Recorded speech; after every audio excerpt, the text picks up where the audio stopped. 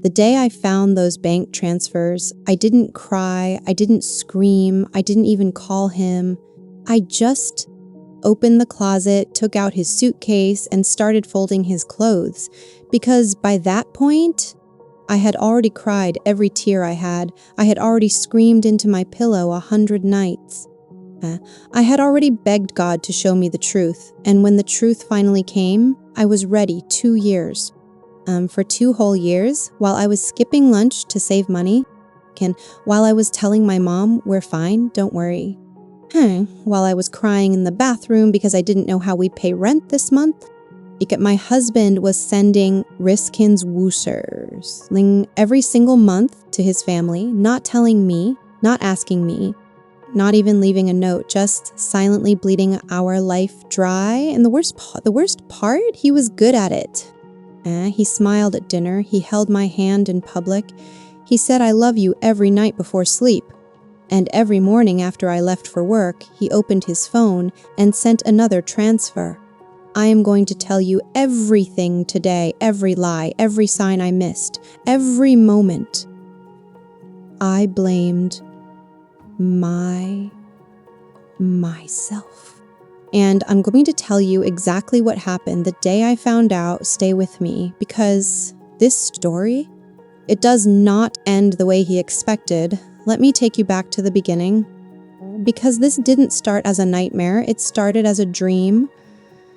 His name was Zane, and when I first met him, honestly, he seemed like everything I had ever prayed for. He was calm, he was responsible, he was family-oriented. Everyone in my family loved him. My mother said, and I'll never forget this. She said, "You beta, this one has a good heart. Deemed a good heart." We got married in Artsenling Arsher simple wedding, small gathering. And we were both working. I was a school teacher. He worked in a private company. Combined, we made a decent amount. Not rich, but enough, at least. I thought it was enough. Our first apartment was small, but it was OURS, 2 bedrooms. A tiny kitchen. I had put curtains I bought myself. I had arranged everything with my own hands. I was so proud of that apartment. I was so proud of US. The first few months were beautiful.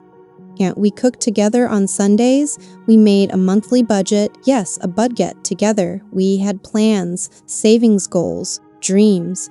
We wanted to buy our own place in San Years. We wanted to start a family. We wanted to travel to at least one new city every year.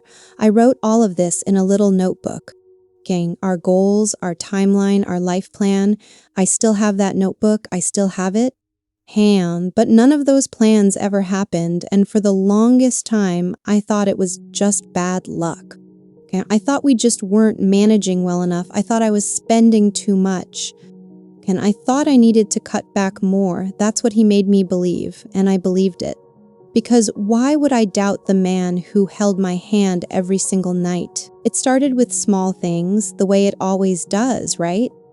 Small things that you push away because you don't want to be that wife. Dean, the suspicious one, the controlling one. So you stay quiet, you tell yourself you're overthinking. And the first sign was about 6 months into our marriage.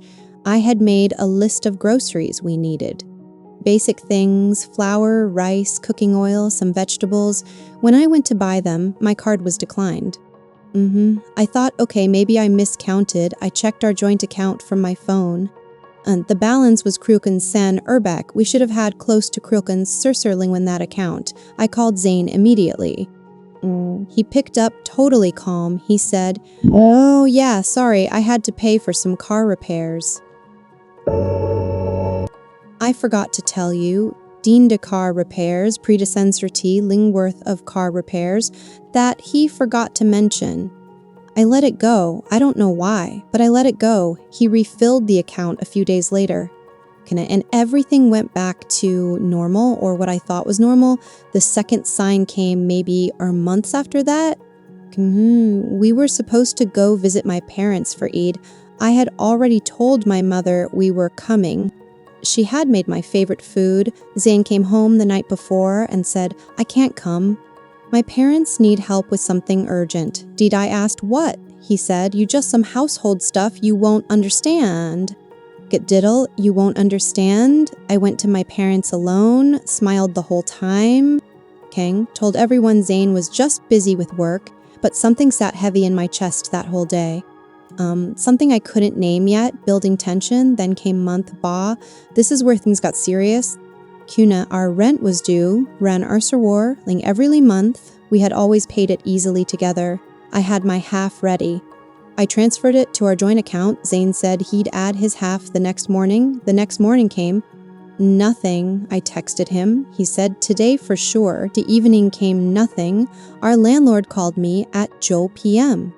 Okay, I was mortified. I had never been late on rent in my life, not once, not even before marriage. And I called Zane again, angry this time. He came home, sat across from me and said, "Look, things are a bit tight right now." My family needed help. I'll sort it out by next week. Dad and his family needed help. I asked him what kind of help. He said his younger brother needed money for something. He said it like it was nothing, like our rent, our home was nothing.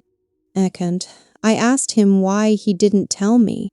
He said, and I want you to really hear this, he said, because I knew you'd make it into a big issue. Dondiddle, so the issue wasn't that he took the money, and the issue was that I would react to him taking the money. That night, I cried in the bathroom for an hour, then I washed my face, came out, made tea, said nothing. And he went to sleep like a man with zero problems. Looking back now, that bathroom floor is where I should have known that was the moment, but I wasn't ready yet, so I stayed. The next 2 years became a pattern. Money would be fine for a few weeks, then suddenly gone, or short, or the account is low. Can you cover this month? And me, like a fool, like a devithead fool, I would cover it. I started doing extra tuition classes. 3 extra students in the evenings. I told Zane it was because I enjoyed teaching. The truth? I was terrified of us not making rent again. I never wanted to feel that humiliation again. I started buying cheaper groceries. I stopped going to the salon. I stopped buying new clothes for myself. When my friends asked me to come for dinner outings, I made excuses. Because every spare rupee I had, I was saving, just trying to keep us stable. And Zane, he had a new phone. He was going to his family's house every other weekend. He came home happy, relaxed, full of stories about his nephews and nieces. And I would sit across from him at dinner and think, why does he seem so unbothered? Conned Heisel, why is he so relaxed when we're struggling? But I never asked because I was afraid of the answer. Or worse, afraid he'd make me feel crazy for asking. You know what the saddest part of all this was? I started blaming myself. I thought maybe I'm not managing the house well enough. Maybe I spend too much without realizing. Maybe I'm not being a supportive enough wife. I actually said this to my mother once. And I called her crying and said, "Amma, I feel like I'm failing at this Vinder." She said, "What are you failing at? You're working 2 jobs and running a house." I said, "But we never have enough money." Mardiddle, she paused and said, "Where is the money going, Beta?" I didn't have an answer. And I told her I'd figure it out. That phone call planted a seed. A seed that took a few more months to grow, but when it grew, it changed everything. It was a Tuesday, I know, because Tuesday is when I usually do our monthly expense tracking. Old habit. I keep a record in a notebook and in my phone. Zane had left his laptop open on the dining table. He had gone to take a shower. Normally, I would never touch his laptop. I'm not that person. But something, I don't know what, made me glance at the screen. His mobile banking was open.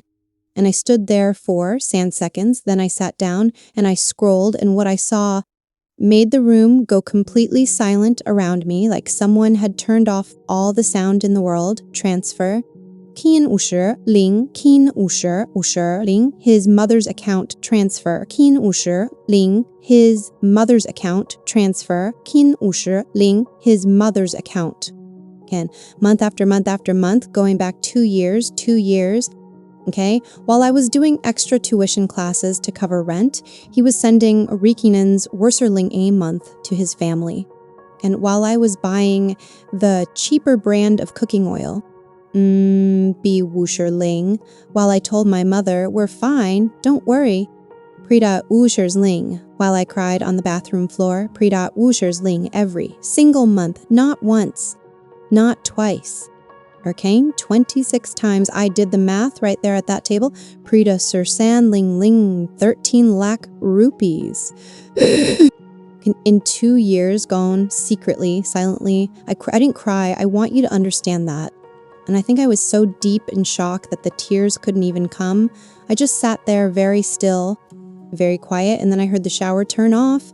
I closed the laptop, stood up, went to the kitchen, and started making tea like nothing had happened. He came out, got dressed, sat at the table. I gave him his tea. He smiled and said, "You okay? You look tired." I said, "I'm fine, just thinking." And he nodded and picked up his phone. That night, I lay in bed next to him and stared at the ceiling. And somewhere in those dark, quiet hours, something in me made a decision. No fighting, no screaming, no begging him to explain. I had begged enough in this marriage. I had cried enough. I had made enough excuses for him. This time I was going to be smart. This time I was going to be prepared, and so I started planning over the next 2 weeks. I said nothing. I smiled at dinner. I asked about his day. I made his favorite food on Saturday. And every single day, quietly, carefully, I was preparing. Step 1, I took screenshots of every single transfer. Every one. With dates, with amounts, with account numbers. I sent them to my personal email. I saved them in a folder on my phone labeled recipes. Those are because I knew if he ever checked, he'd never open that. Step 2, I called my cousin Sarah. Sarah is a lawyer, not a big fancy lawyer, but she knows enough. I told her everything. She told me exactly what I needed to know about our rights, our joint account, and what I could legally do. Step 3, I opened my own bank account, separate, just mine, and I started moving my salary there. And every rupee I earned went there. Step 4, I called my mother. I told her everything. She went quiet for a very long time. Then she said, "You come home whenever you're ready. Your room is always yours." Those words, your room is always yours. Quiz and I held the phone and breathed for a whole minute. Step 5, and this is the one that took the most courage. I sat down and I wrote him a letter. And not an angry letter, not a hateful one, just the truth, clearly, calmly, everything I had discovered, everything I had felt for 2 years, everything I deserved that he never gave me. I folded that letter, put it in an envelope, and I put it inside the suitcase. Yes, I had packed his bags. Before I said a single word to him, his clothes, his documents, his charger, his watch, everything folded neatly, suitcase zipped, letter inside, and then I waited for him to come home. He walked in at chi PM, shoes off, Salam o alaikum, deigned normal, routine, unbothered. I was sitting on the sofa, and hands in my lap, calm. He looked at me and said, "You everything okay?" I said, "You sit down, Zain." Maunder something in my voice made him pause. He sat. I placed my phone on the table in front of him.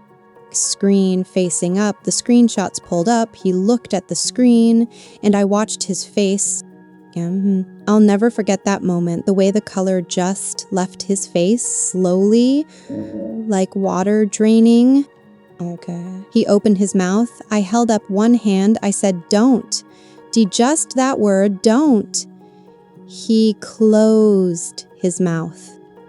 I said, 2 years, 13 lakh rupees every month without telling me while I worked extra hours, while I cut every expense I had, while I blamed my self for our financial problems. Kinzerl, he actually said I was going to tell you. I laughed, not a meat laugh, just laugh. The laugh of someone who has finally seen clearly. I said, your suitcase is in the bedroom. Everything is packed. There's a letter inside. Read it when you get to wherever you're going. Dawned, he stared at me. Then he said, you're overreacting. I stood up. I picked up my keys and my purse. And I said, I haven't reacted in 2 years, Zane. This isn't a reaction. This is a decision. And I walked out. I drove to my mother's house. I knocked on the door. She opened it. One look at my face, and she pulled me inside and held me. And that's when I finally cried, standing in my mother's doorway. I cried everything I had held for 2 years. Got every hidden tear, every bathroom breakdown, every silent dinner. Every night I stared at the ceiling and wondered what was wrong with me. I cried all of it. And my mother just held me and kept saying, you're home, you're home, you're home. That was 7 months ago. In those 7 months, he called. Many times his mother called, crying, apologizing, explaining. His sister sent long messages. I read them all. I responded to none. My cousin Sarah helped me with the legal process. I have received my share from our joint account. And the apartment lease ended. I did not renew it. I live with my mother right now. And for the first time in 2 years, I sleep peacefully. I'm telling you this story today not for sympathy. I don't want sympathy. And I'm telling you this because someone watching this right now and is sitting on a bathroom floor somewhere, wondering if they're the problem. You are not the problem when someone constantly makes you feel like your concerns are overreacting. When someone hides money from you while you sacrifice, when you feel more alone inside your marriage than you did before it, those are not small things. And those are not things you adjust to. Those are things you pay attention to. Trust yourself, document everything, talk to someone safe. And know this, a packed suitcase and a calm voice is sometimes the loudest thing you will ever say. If this story stayed with you, share it with one woman who needs to hear it, just one. And subscribe if you're new here, and leave me a comment, just one word describing how you feel right now. I read every single one. Take care of yourself, really, I mean that. I'll see you in the next one.